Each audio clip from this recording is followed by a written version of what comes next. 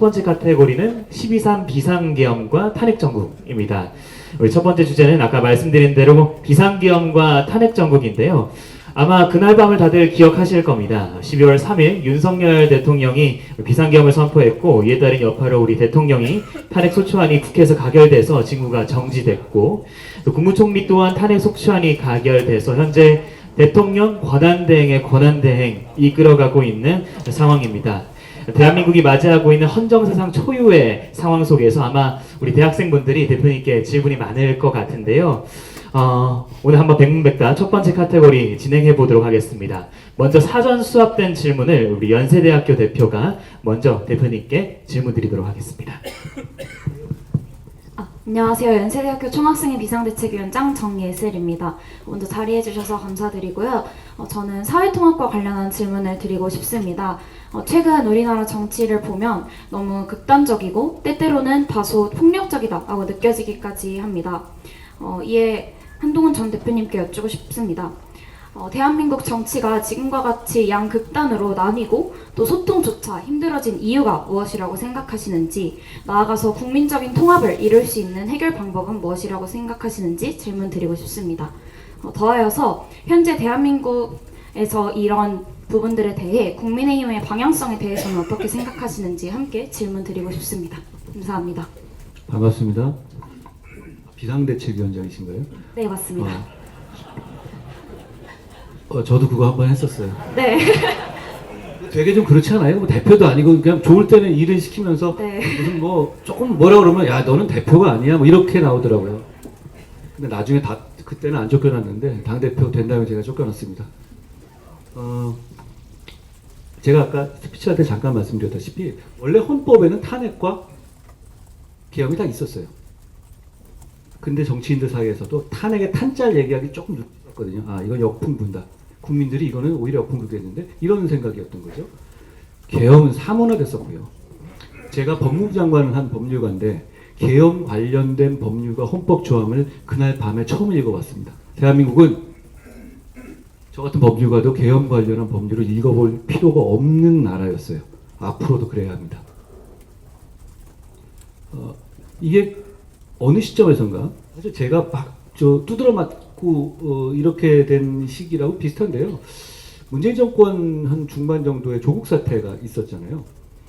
그때부터 저는 조금 정치가 잔인해지고 너무 목적지향적이 됐다고 느꼈는데요. 그때부터는 어떤 상황이 됐냐면 적어도 이 팩트가 나오면 일단 걸리면 걸리는 대로 일단 이건 우리가 지지 이렇게 하고 가는 거였다고요. 그런데 어느 순간 그냥 지지치는 게 아니라 그래 우린 끝까지 가고 우리 숫자가 많고 총알을 계속 밀어넣을 거야 이런 게임이 돼버렸어요. 그런 상황에서 그게 점점 격화되고 한쪽이 그렇게 시작하니까 다른 쪽도 왔다 갔다고 하면서 점점 격화돼서 이번 정부 들어서는 이재명 대표의 민주당이 탄핵을 29번을 시도했어요. 그리고 윤석열 대통령은 비상계엄을 선포했죠. 할 수 있는 총, 부부싸움을 하더라도 서로 말을 한 게 아니라 옆에 있는 회칼을 집어던지는 상황까지 된 겁니다. 시스템의 문제가 아니라 사회적인 분위기가 그렇게 돼가는 것 같아요. 그런데 그건 단순하게 우리나라만의 문제는 아닙니다. 전체적인 트렌드가, 세계적인 트렌드가 그런 분위기가 분명히 있어요. 극우화 경향이 있는 것도 있고 극좌화 경향이 있는 것도 있죠. 포퓰리즘의 시대인 건 분명하거든요. 그런 그때 나라의 중심을 지키고 나라를 바로잡는 게 그게 진짜 국가의 실력이라고 봅니다. 그러니까 지금 이 순간에 선수 교체만 되면, 만약에 똑같은 유의 사람들이 또 오게 되면 더 초적이고 더 강력한 싸움이 될 거예요. 그렇기 때문에 저는 시스템을 바꿔야 한다는 것이고, 제가 말씀드리는 87체제를 개헌하는 것은 대통령 권한도 완전히 분권시키고 국회의 권한도 분권시켜서 마음대로 할 수 없게 하자는 체제를 만들어야 합니다. 사람을 믿을 수가 없거든요. 선수 교체는 안 되고 시대 교체가 돼야 하는 겁니다. 그런 면에서 87체제의 종언이 반드시 필요한데, 그런데 87체제의 종언에 대해서 여론조사에 보면 좀 시큰둥하거든요. 그게 왜 그러냐면 어차피 안 될 거라고 생각하시는 거예요. 정치인들만의 게임으로 보는 거죠. 그런데 지금은 바꾸지 못하면 나라가 망합니다. 바꿀 수 있는 혹이 되기도 했어요. 탄핵과 계엄을 직접 보시고 이렇게까지 모이셨으니까요. 그러니까 이번에 바꿔야 한다고 생각합니다. 그러기 위해서 그 실현 가능성을 높이기 위해서는 3년의 임기 단축안에 많은 사람들이 찬성해야 한다고 생각해요. 그러니까 이 87 체제가 문을 닫지 못한 이유는 다 새로운 체제의 주인공이 되고 싶어 하기 때문입니다. 그런데 쓰레기 청소하고 문 닫는 역할을 하는 게 필요해요. 그걸 리더가 하겠지 마음이 있어야 하고 그걸 지금 모두 다짐해야 된다고 생각합니다. 그걸 바뀌면 잘 되지 않겠습니까? 저는 잘 될 것 같습니다. 그리고 제가 CNN하고 미국 측에 있는 고위 관계자랑 얘기할 때 이제 그분들이 이렇게 얘기하더라고요. 아니 무슨 2024년에 너희 같은 선진국에서 마셜로야 이러더라고요. 좀 쪽팔렸어요. 근데 제가 이렇게 말했습니다. 그런데 그 상황을 아니 어떤 일이든 일어날 수 있지 세상에서는. 그런데 이렇게 2시간 반 만에 아무런 유혈 충돌 없이 헌법 체제 절차 내에서 막아낸 나라가 이 세상에 있었냐? 그거는 없었습니다. 그러니까 그건 여러분들의 실력이고 우리 대한민국의 실력입니다. 저는 이 고비가 어떻게 보면 대한민국을 한 단계 더 성숙하고 다음 단계로 나가게 할 수 있는 중요한 기회라고 생각합니다. 저는 여러분과 함께 그 기회를 놓치지 말자라는 말씀 드리고 싶어요. 네, 감사합니다. 첫 번째 질문이었는데요. 계속해서 계엄 그리고 탄핵 정과 관련된 질문을 좀 이어가 보도록 하겠습니다. 이어서는 저희는 디지스트 대구경북과학기술연이죠. 그리고 서강대에서 좀 하겠습니다. 마이크를 좀 전달해 주시면 감사하겠습니다.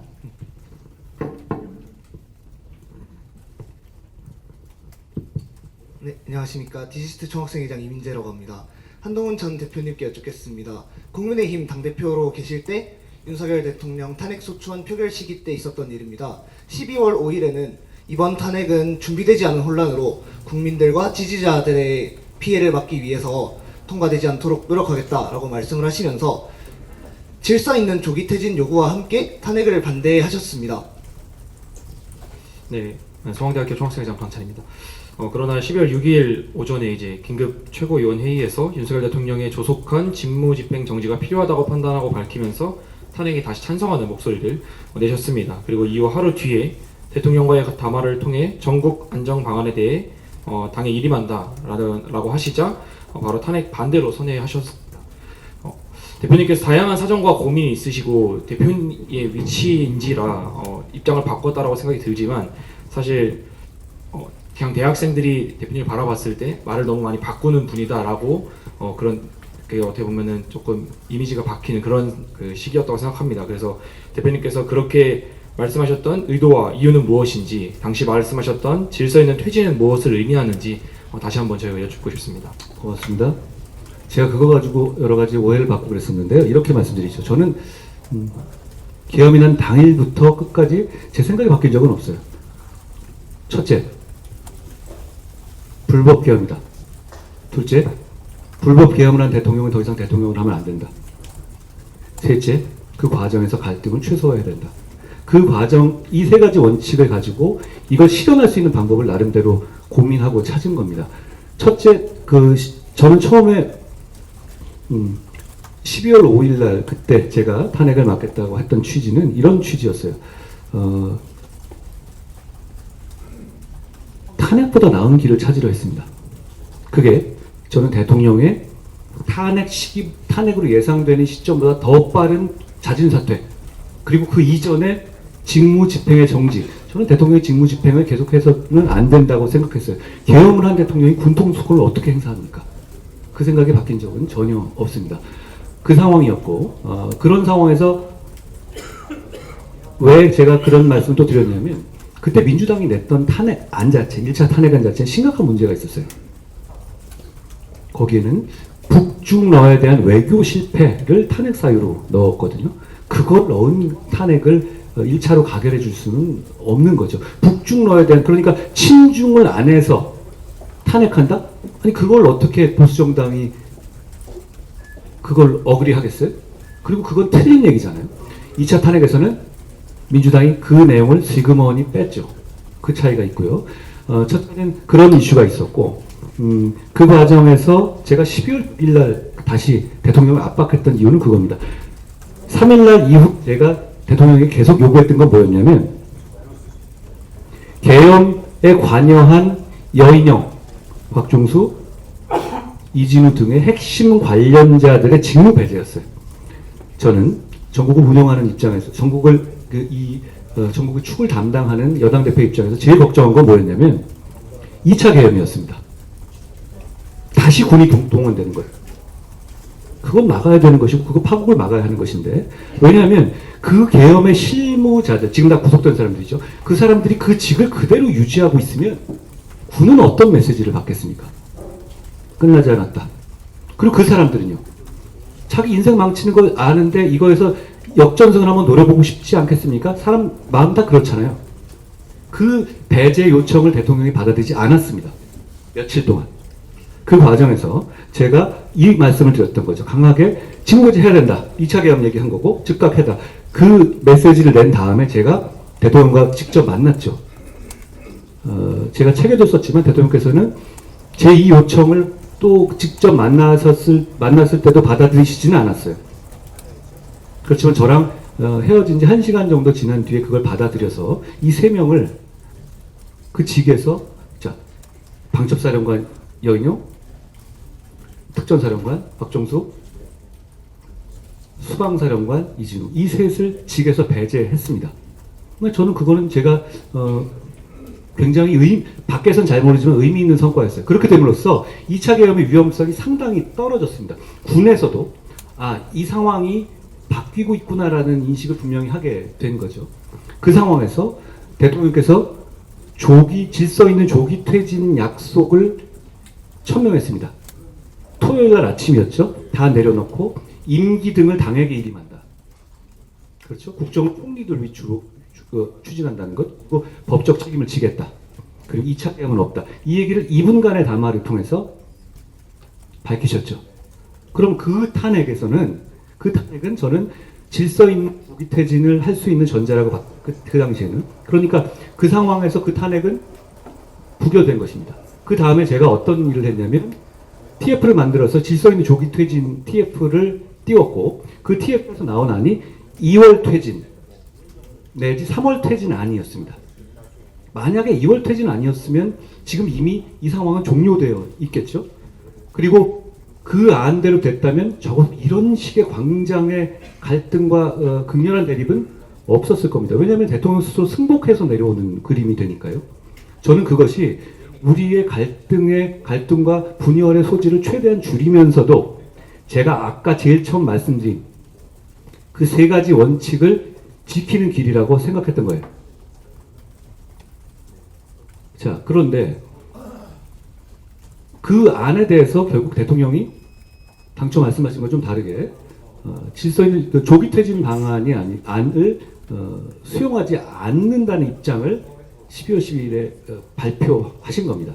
그 전에도 그 상황은 저도 공유했지만요. 그렇게 되니까 그 다음에는 제 고민의 지점은 이거였어요. 만약 그렇게 돼서 대통령께서 계속 직무를 수행하고 군통수권까지 갖고 있는 상황이 되면 여러 가지 문제가 생길 수 있는 거예요.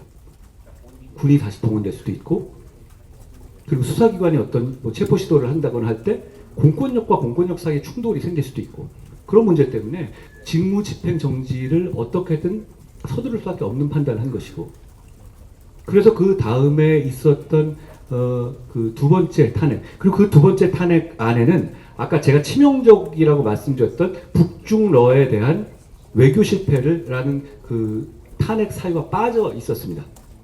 그러니까 그 탄핵 사유는 수용할 수 있었던 것이죠. 그래서 그 2번째 탄핵에서 가결 의견을 제가 내서 통과됐던 것이고, 그 통과 직후에 당에서의 반발로 제가 당에서 쫓겨나게 된 겁니다. 제가 일관성이 없었나요? 저는 그렇게 생각하지 않는데요. 예를 들어서 제가 대통령께서 이 불법 계엄이 아니다, 진짜 할 만한 계엄이 있다, 이렇게 바뀐 게 있습니까? 없죠? 그러면 대통령이 그럼에도 불구하고 직무를 계속해야 된다라고 제가 생각이 바뀐 게 있습니까? 그게 없는데요. 갈등을 최소화하는 방법을 찾기 위해서 노력한 것이다라고 말씀드립니다. 그런데 지나고 보면 여러분들처럼 막 여러 가지 생각해 볼 때 저보다 더 나은 결과를 낼 수 있는 방법이 있었을지 잘 모르겠어요. 제가 이 책을 쓰면서 한번 생각해봤거든요. 이날은 이제 또 이렇게 했는데 이때 어땠을까? 근데 후회되는 지점들이 좀 있어요. 제가 조금 더 좀 더 설명을 잘하거나 조금 다른 방향으로 어떻게 접근해볼 방향이 있었는지, 그리고 당내를 설명할 수 이런 부분에 대해서는 제가 그런 게 좀 부족해요.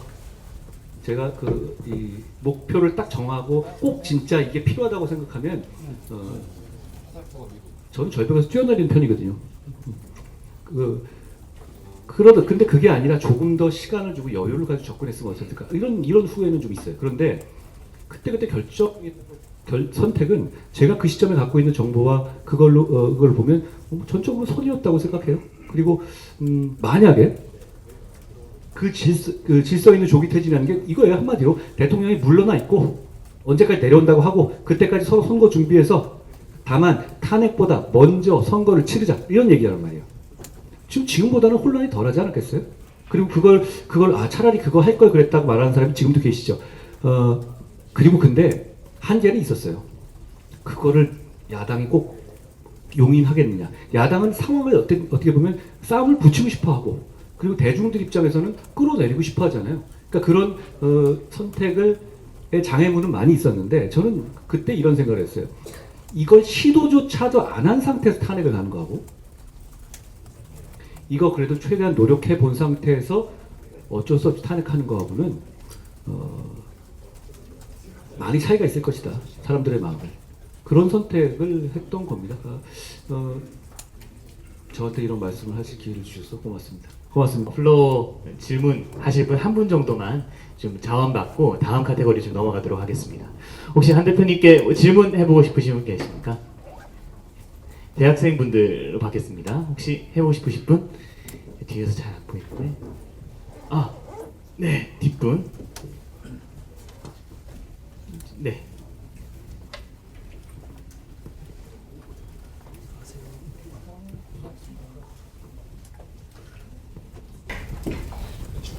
네, 연세대학교 재학하고 있는 23학번 경제학부 학생입니다. 안녕하세요. 저는 92학번입니다. 대표님께서 12월 8일 날 한덕수 총리하고 대통령의 권력을 이양받아서 행사하시겠다고 그렇게 말씀하셨는데, 그거는 대표님께서 강조하신 그런 법과 원칙에 좀 헌법에 부합하지 않는 그런 행동이 아니냐는 지적이 좀 많았는데, 그 부분에 대해서 어떻게 생각하십니까? 제가 권력을 이양받는다는 말을 한 적은 없고요. 권력을 어떻게 이양받겠어요. 그런데 그 시점은 보십시오. 이런 겁니다. 그게 12월 8일이었습니다. 그렇죠? 근데 12월 7일 날이 토요일이었고, 토요일 날 대통령께서 이분 담화를 다 내려놓겠다는 담화를 했죠. 그 다음에 탄핵이 기각되고, 그러면 저희는 질서 있는 조기 퇴진, 그러니까 대통령의 임기 단축 조기 퇴진을 준비하는 것이 급선무였어요. 그걸 준비하고 있는 단계였고, 그 담화는 12월 8일 날 나온 건데요. 사실 그래서 12월 7일 날 제가 총리 공관에서 총리님과 담화를 한 것도 보도가 됐죠. 그걸 준비하겠다는 거였습니다. 그 담화를 8일 날 한 이유는 대통령의 12월 7일 약속, 그러니까 조기 퇴진할 것이고, 그리고 국정을 총리 중심으로, 그러니까 이선으로 후퇴하겠다는 그 담화에 이 메시지에 담긴 그 약속을 기정사실화하기 위한 절차였습니다. 무슨 말이냐면 대통령이 아니라 실제로 이 질서있는 조기 퇴진의 핵심은 대통령이 이선으로 후퇴해 있는다는 점에 있는 거예요. 이 질서있는 조기 퇴진의 어려운 점은, 그러면 퇴진하기 전까지는 누가 어떻게 직무를 수행하지? 라는 점에 있어요. 그러니까 그 답은 총리 중심으로 간다는 것이었죠. 그렇기 때문에 그 상황에서 어떻게든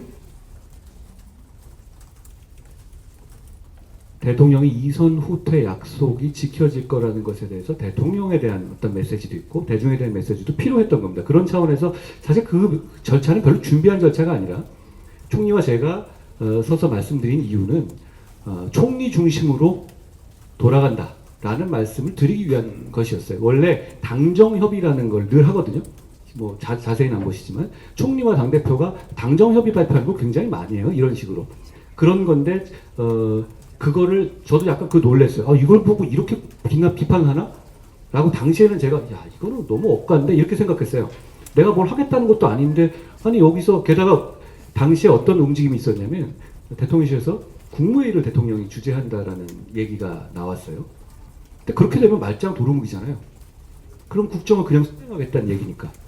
저희는 그게 아니라 빨리 이 한덕수 총리가 주도하는 대통령의 이선 후퇴 체제가 가동된다는 것을 국민들에게 보여주고 대통령실에 보여주고 기정사실화해야 된다는 게 필요했습니다.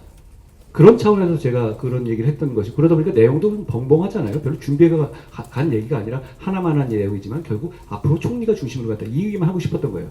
그런데 지나고 보니까 이런 상황이 된 거죠. 아까 제가 이제 억가라고 말씀드렸는데 저는 야 이거 무슨 그리고 민주당이 저를 그거 가지고 공격했잖아요. 근데 그거는 바로 민주당이 박근혜 정부 말기 탄핵 직전에 본인들이 했던 주장이에요. 그런데 그때 사실 이런 상황이 된 거죠. 비상계엄에서 1차 탄핵까지는 여러 지세력들이 제가 이 상황을 수습하는 거하고 해서 뛴 것에 대해서 그렇게 브레이크를 걸 수 있는 상황이 아니었어요. 뭐 제가 당대표로서 나섰고 이런 부분이 있었으니까요. 게다가 탄핵 여부가 결정되지 않고 아는 상태였고. 그런데 이제 1차 탄핵이 기각되고 제가 기각 쪽에 손을 좀 들어준 다음에는 탄핵을 바라시던 분들은 다 저를 공격하기 시작했고 그리고 저는 또 당내에 적이 많잖아요. 이분들도 역시 다 같이 함께 저를 공격하기 위한 그런 어려운 상황이 된 거죠. 그 상황에서 바로 이 장면이 있었던 것인데 제가 아까 잠깐 말씀드릴 때 지나고 보면 아 내가 조금 더 서두르지 뚫을 것. 그 직진하지 말고 조금 더 주변을 생각할 것. 이런 부분도 좀 있었다고 말씀드렸잖아요. 이게 좀 대표적인 경우였어요. 그러니까 아 이렇게 보일 수 있는데 내가 이걸 이렇게도 볼 수 있구나라는 생각을 잘 못했어요. 그런 점에 대해서 이 부분에 대해서는 제가 좀 지나고 난 다음에 아 이거는 뭐 제가 아직 갈 길이 멀구나 이런 정도 생각을 했습니다. 그런 경우에서 이루어진 것이고 실제로 그 이후에 어떤 이 당이 무슨 나서서 뭘 하거나 이럴 수 있는 구조는 아니에요. 권력의 행사 구조가 당은 정부에 대해서 의견을 내는 것이지 그걸 이양하거나 이럴 구조는 전혀 없습니다. 그런 정도의 공격은 제가 보기에는 좀 왜곡된 프레임 공격이었는데 그 시점에 근데 제가 그런 비밀을 좀 줬다라는 생각을 합니다. 좋은 말씀 고맙습니다.